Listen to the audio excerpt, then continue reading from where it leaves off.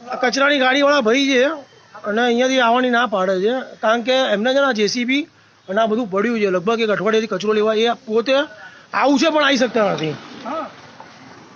તમારે આવું છે કચરો લેવા માટે, પણ બાકી આ પ્રોબ્લેમ છે. તમે ખુદ રૂબરૂ આવીને જોઈ લો અમારી ગાડી કેવી રીતે ગાડી કેવી રીતે જાય? આ જીવન જરૂરિયાતની રોજની વસ્તુઓ બંધ થઈ ગઈ છે.